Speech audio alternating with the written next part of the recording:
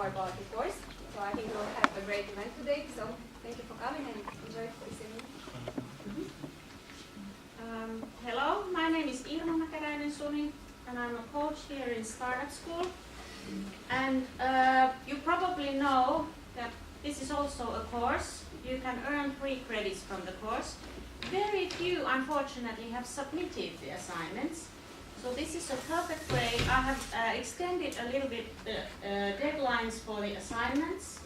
So please, the idea of the whole course is somehow to get you acquainted with the startup idea, reflect a little bit of your own possibilities or ideas or whatever you have of being an entrepreneur or so forth. So please join, make the course, and just want to remember to say this. If you are ever interested in developing your business idea, you are very welcome to come and talk to the startup school people there. There's one person, Päivi, and say your name again. Päivi Williams. Williams, yes.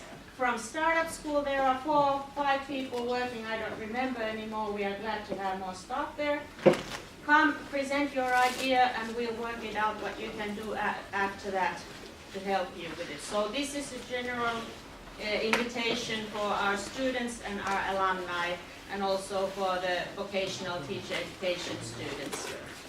And just one more thing, please mark your attendance, even if you don't want to participate. It's just important for us to know how many students are interested. So please, there list, you can mark your attendance.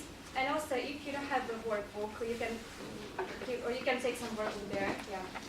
Because if you would like to attend this course, it's important to have a workbook and write your thoughts on this event actually in this workbook, and then you will give it to Irma, and Irma will grade it, and you will get some credits for it. I have one thing more. You are welcome to participate in the spring as well for the startup events.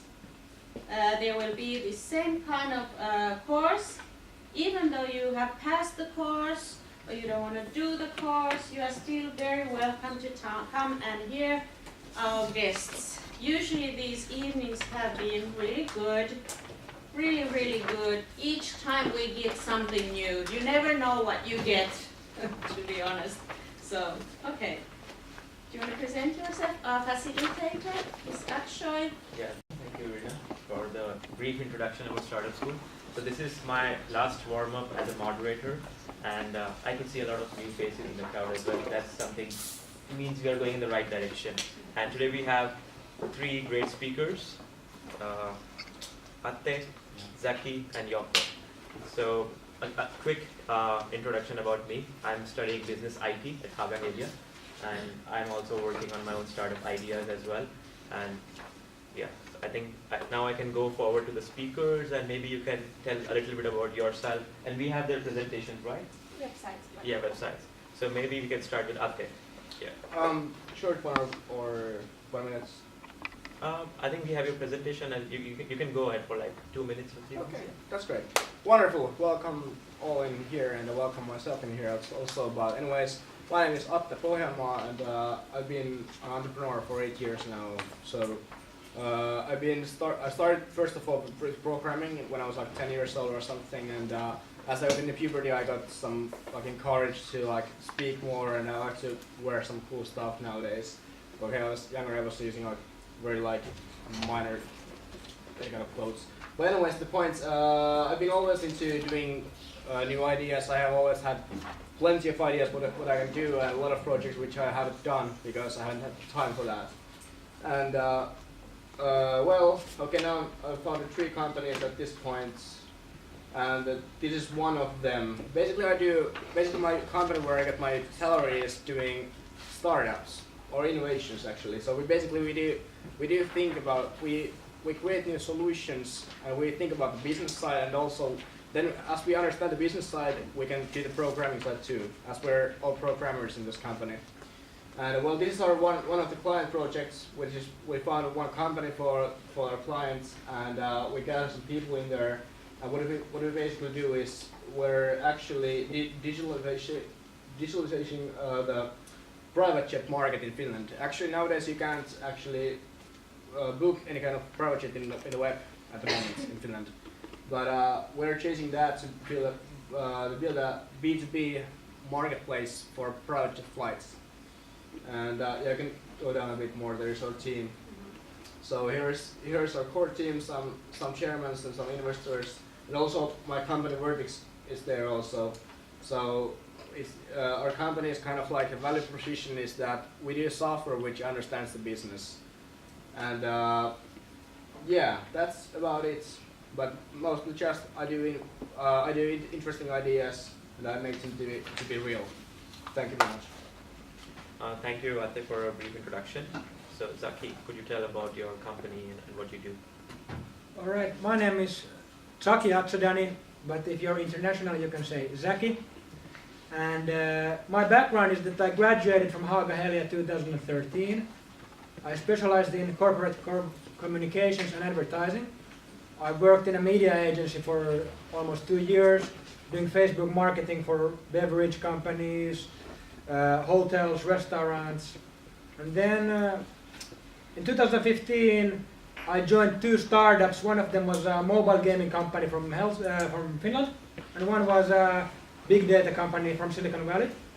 And then I started writing a book about social media marketing, which I published in the end of 2015. It's called Quick Guide to Social Media Marketing, but unfortunately it's not in English. So in Finnish it's Pick Up a Somemarkkinointiin. And while I published the book, I started my own company called Zaki Some. And what do I do now is social media marketing. I do social media marketing for my customers. I also do social media consulting and workshops for many different companies. For example, last week I gave a 1-day social media workshop and 2-hour personal branding workshop. So that's what I do currently. Thank you, Zaki, for a great introduction. So, over to you, Joppe. Joppe, I'm from the Netherlands. I have 8 years in experience of sociotherapy. And then I moved here. I did that in Holland before. So I moved here and then I couldn't find a job. So I thought the best place to do that would be the startup world.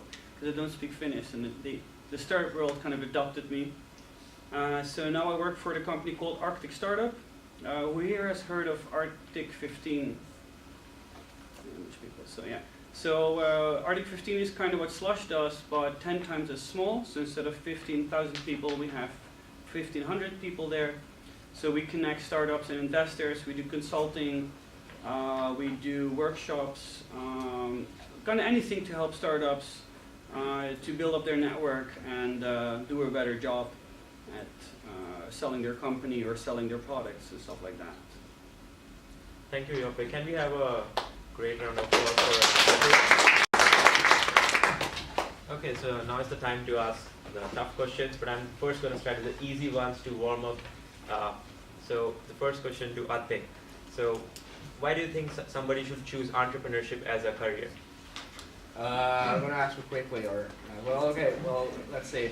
Well, the main reason is actually the freedom to do, but also you need to have some sort of like passion to something to actually do that, because freedom isn't always a good choice for yourself. But for myself, I think that it's better to be free to choose what I do daily and when I do daily stuff.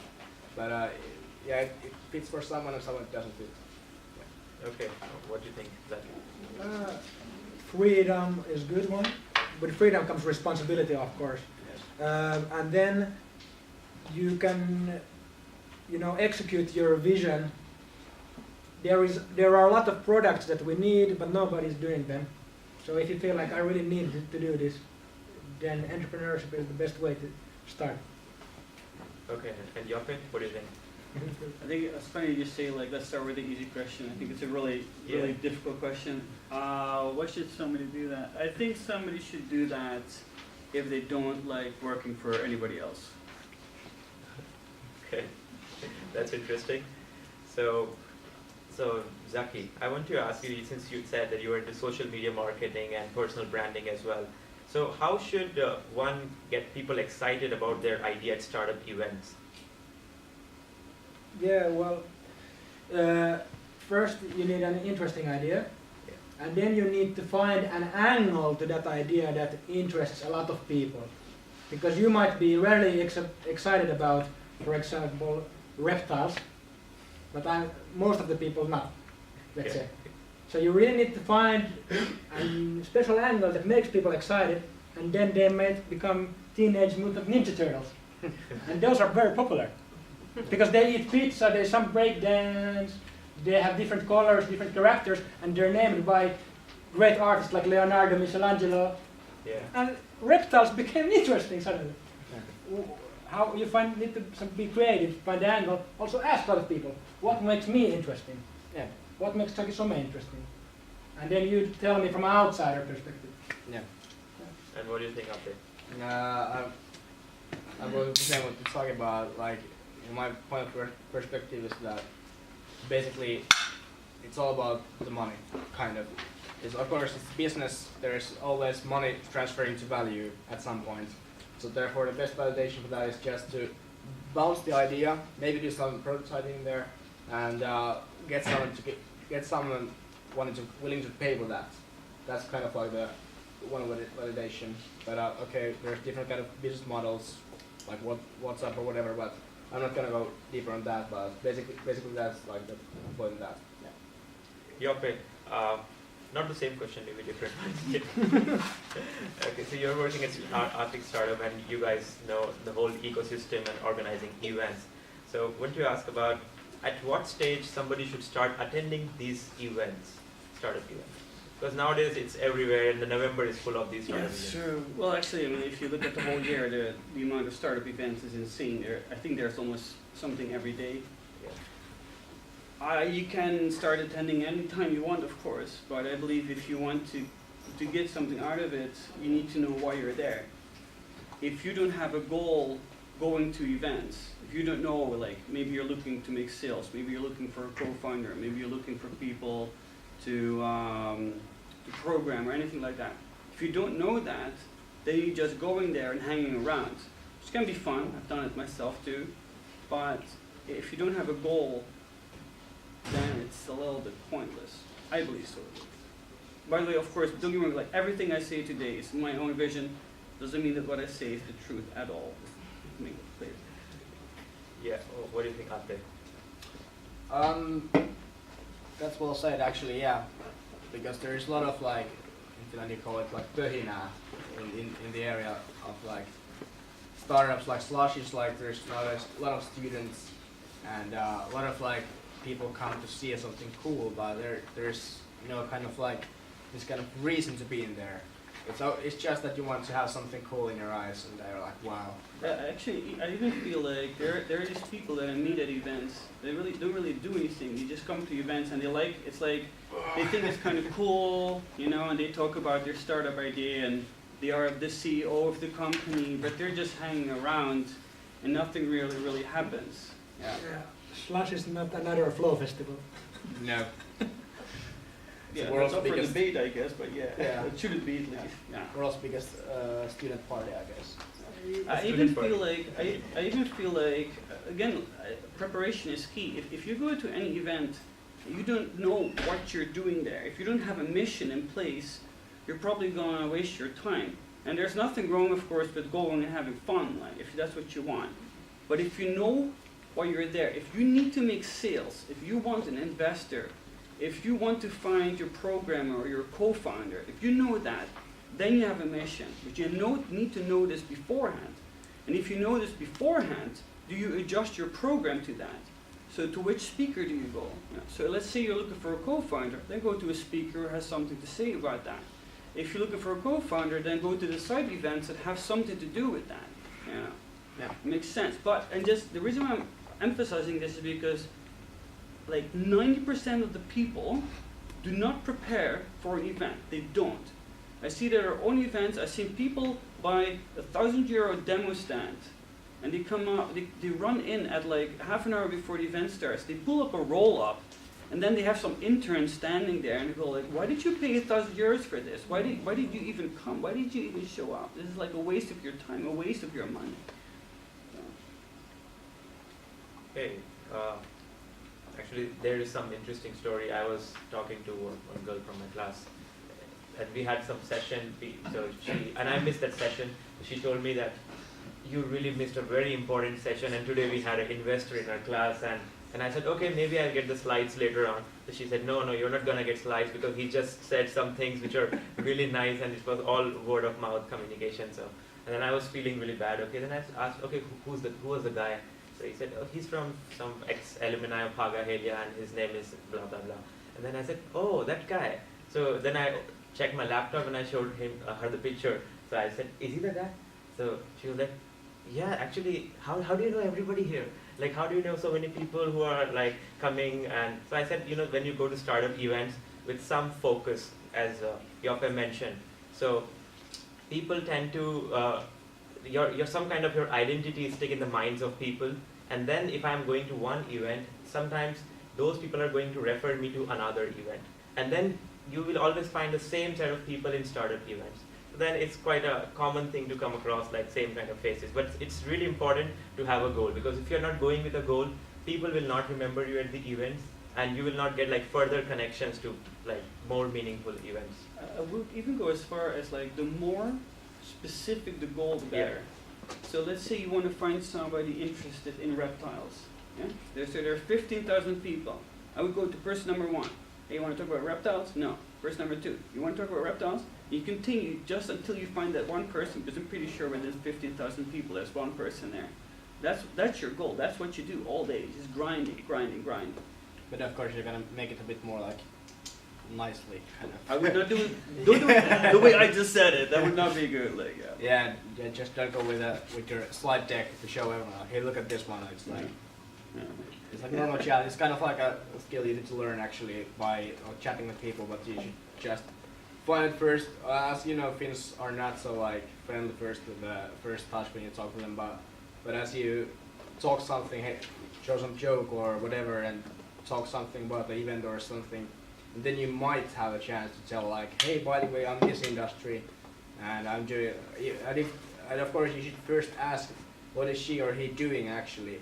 Because usually it's just you should profile her or him before you tell anything about your like own product more, because like you just waste her and your own time if you tell something that is not interesting to her or him at the moment.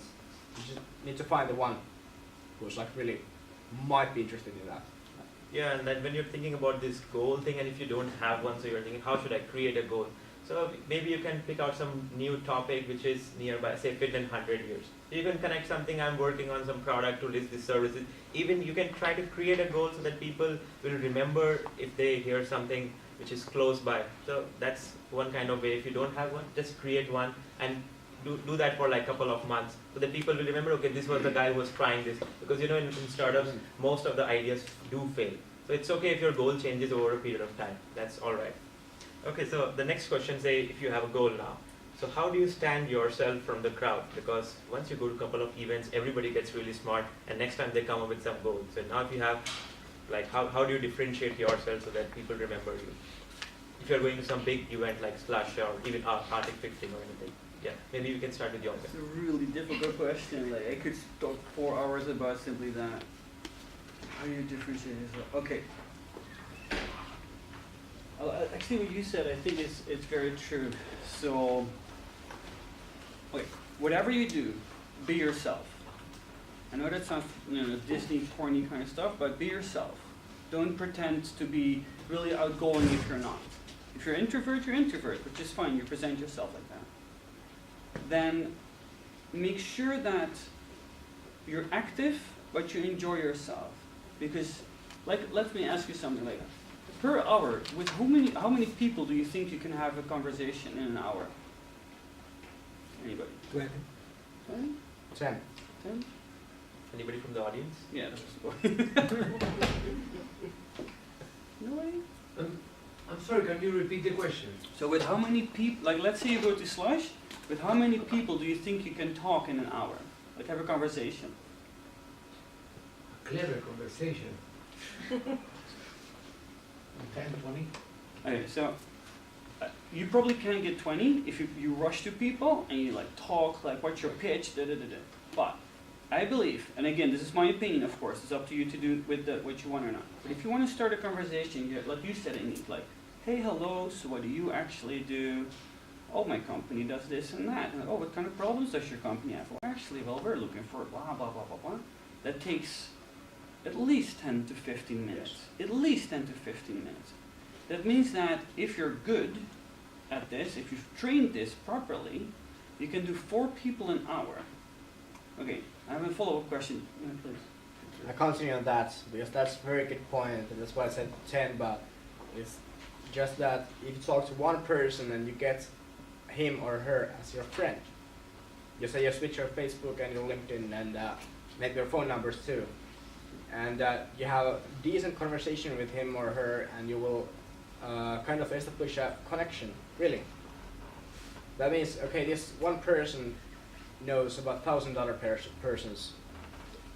So if you make just enough good connection with this girl or him or her, you can actually get 1,000 people possibly to run to you in some way, because she or he might tell forward, hey, this one was nice, and he was doing the thing you were doing also, or the thing you need. And this happens a lot to me also, that people match each other. Like actually, which happened with Saki with some of our cases which we're doing, and so that happens, and that's all about like the real connection, not just that like card you got. Well, maybe that's the secret sauce to kind of like whatever you do, try and actually make a connection. You know what a lot of people do, and I've seen this happen so many times. Actually, this will be my 3rd year at Slush, and I'm like, oh, I don't want it. It's like, you meet somebody, and the first thing they do is they whip out their phone and they show you their app, or they show you their demonstration, and I'm like, I haven't even heard your name yet, and they're pitching to me already. And with that also comes, I don't even have money to spend on you, so why are you even talking to me? Why are you even pitching to me? So I feel like the smart thing to do is that you take your time, you meet people, you start a friendly conversation, you take it slow.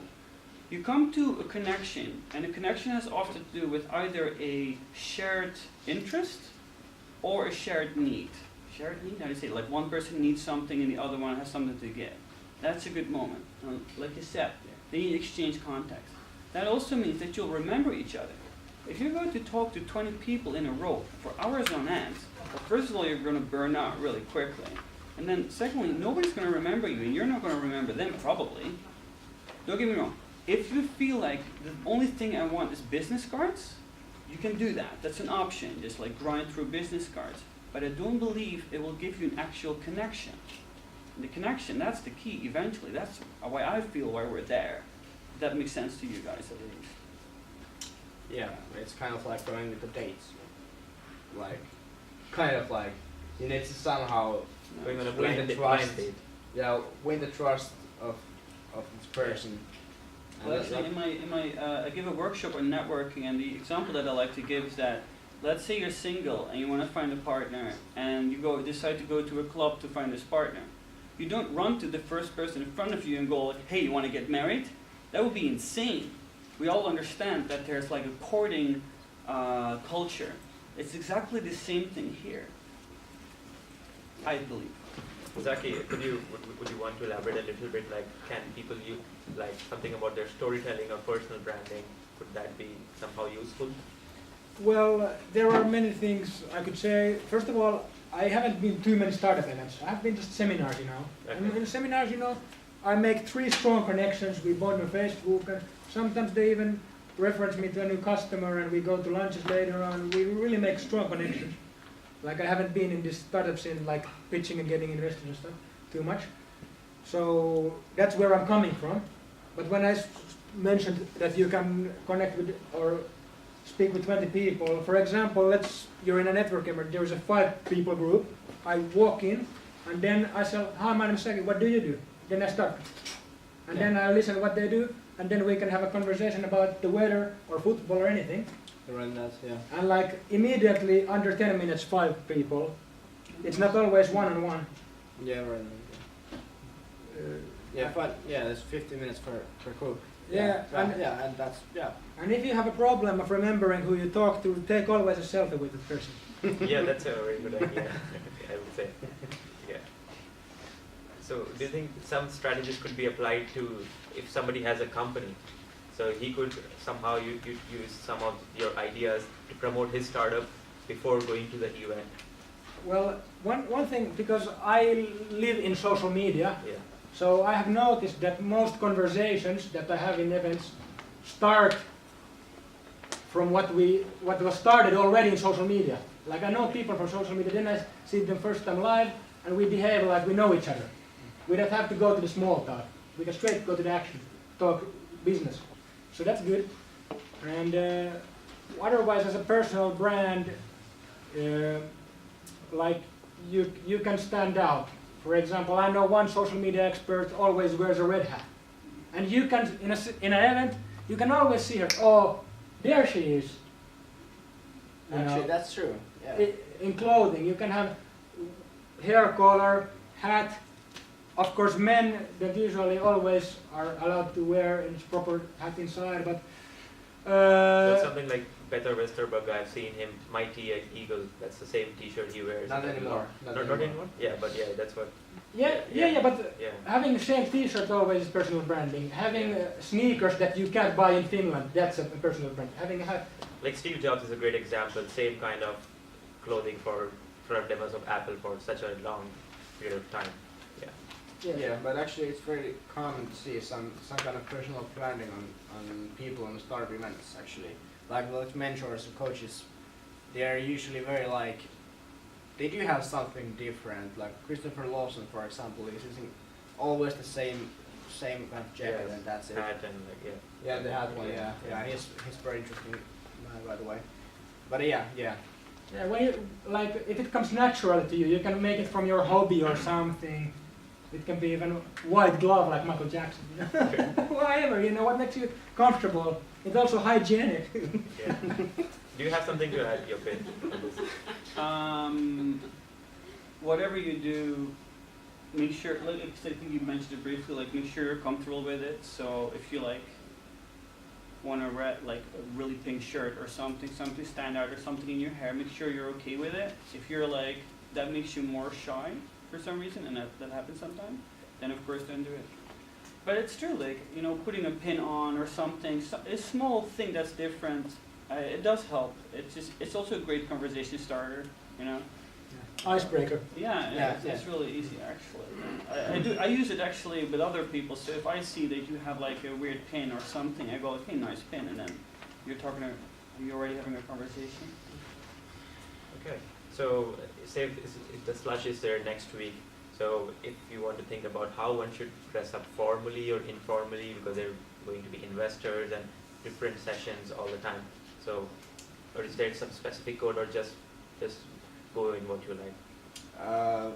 There was an article somewhere bouncing LinkedIn about like the nowadays business culture that it's totally lost. Like the Finnish business culture is like the dress code is totally lost. There's nowadays a lot of like, well, this man is wearing this kind of shirt here, like what the hell, like it's a business event. But anyways, I guess it's nowadays just the, yeah, it is not a very big thing actually, not at least as in here, but if you go to Wall Street and you're wearing something like, I don't know, sport stuff or something, I guess that's not the word. But in Finland, I know a lot of people, a lot of companies, a lot of startups, which have been like raising money, and they're doing just fine, and no wonderful clothes, of course, but just be yourself. That's the main point. If Chucky wants to be like this, and I want to use my shirt like this, and that's no problem. It's just your personal brand. That's always different. And also, the investor is not investing into your clothes. It's just about the business itself. If you have a successful company, it doesn't matter what it's like your clothing. Usually, of course, there's some exceptions, but yeah. Comment on that one. Like there are industries that are very conservative, like banking industry. Also, if you're in sales, you might need to wear a suit sometimes, and you need to know the rules before you can break them. Also related to dressing.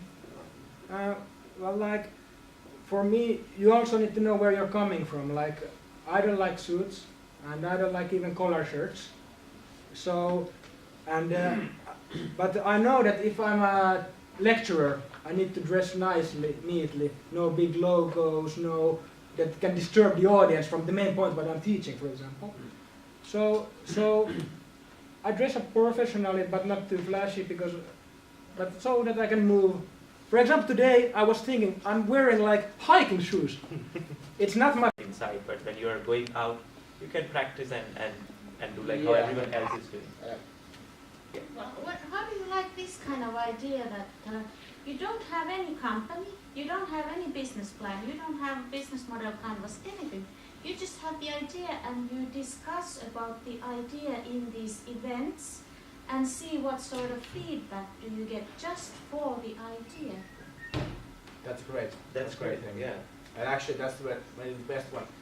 Yeah, that's actually one thing which is very important. I guess we have talked about that too, but like mostly just don't you dare be like, hey, this idea is so secret that I can sell it to anyone who's gonna steal it from me. But the fuck, really like Nobody cares. yeah, who cares Yeah. really? Like the ideas are already made, but okay, well if you are some kind of making a new patent or something, that's a different case. But usually services are not that like amazing. Like doing Airbnb of whatever or Uber of whatever. It's all the same.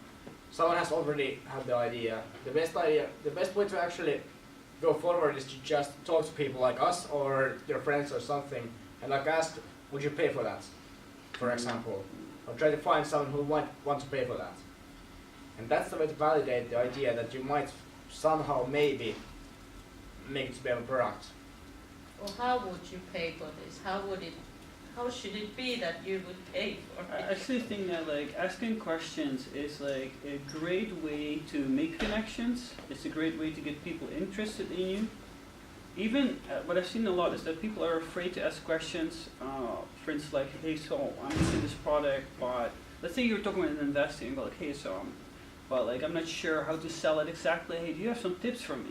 Now, I feel like people are afraid to say that because they're afraid that they sound like they're not experienced in it. But for people who want to invest in you, like people who dare to ask questions, it's really powerful actually. Like, hey, this young man or young woman is very interested in this. They want to know more. Like I'm going to remember that person.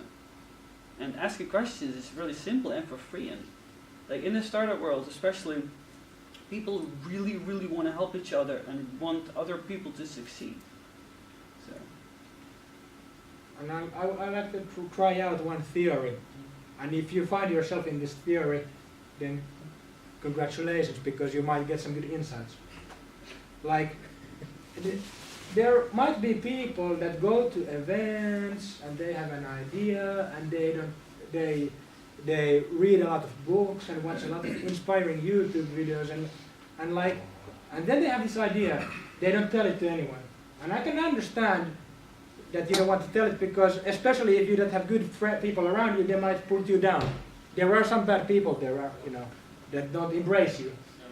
And then it's nice to live in that fluffy world that, yeah, someday I will, put my idea into action and I will succeed and everything will be cool. But other option is to clash with reality. Go to an event and talk about your idea, hear the criticism, hear the questions, put it to the acid test, as we say in Finnish, happotesti. That is it really a good idea? And with those people that aren't yes men, that yeah, everything you can do. Like all different people. Some people are like that, some people are like finding every negative part of your idea, but that's good. Then you see about the idea and then you put it into action. Yeah, and actually take the feedback and make the concept to be changed by that feedback. Like, okay, if you ask Mike Bradshaw about your idea and how good it is, trust me, the feedback is gonna be the best you can get, and it's gonna be very rough, but it's good anyways. Yeah, that's about it. It could be a goal to an event. That one goal could be that I network with 10, 20 people. One goal could be that I have this idea. I want to get 20 feedbacks for my idea from this event. Why not? Yeah. I could I add like, have a question. yes. Yeah. So, if I am not wrong, Yeah. the three of you have companies that give advice to startup people? We have it. Yes, you do. I don't focus on startups. What do you do? I do consulting and lectures, but there are normal companies as well. Okay. So you have to give me advice on when to stop going to startups events. Yeah. On the Well, I sell visions and ideas, and I do also execute them. So I kind of like the pitching side, but I do a lot of business side, B2B sales. So if I have this wonderful idea that I'm not telling you, what would be like your advice in each of your fields to improve my business? What would, if you find a great idea, what would you do as a company or as a But- group to so support my idea? So do you mean without sharing the idea? No, or of course not, of course not. But that, what would, just so you have to have the idea to know Yeah. what you are going to do? so I really like what you said. Is that I think the best way to improve any idea Mm-hmm. is to ask feedback from the investors, from customers, possible customers, such not, and just implement. Oh, actually, we should have said that. And just implement that. But therefore, then you have to share. Of course. Yeah, that's the best way. And but about if your idea is like somehow secret, like really somehow secret, that there's some kind of patent or something that is like absolutely unseen, something that could be easily stolen, and well, that kind of case are like a problem of all the ideas, are that kind of ideas. But anyways, like you can then just try to find someone you know you trust, and then switch the idea to him or her. Yeah, but I'm not speaking about the idea. What I'm saying is like, what would your company do? If I like, you have opportunity here, 20 people with great ideas, I bet. Many of us came here because we want to have a hint. Yes. And maybe you are idea hunters.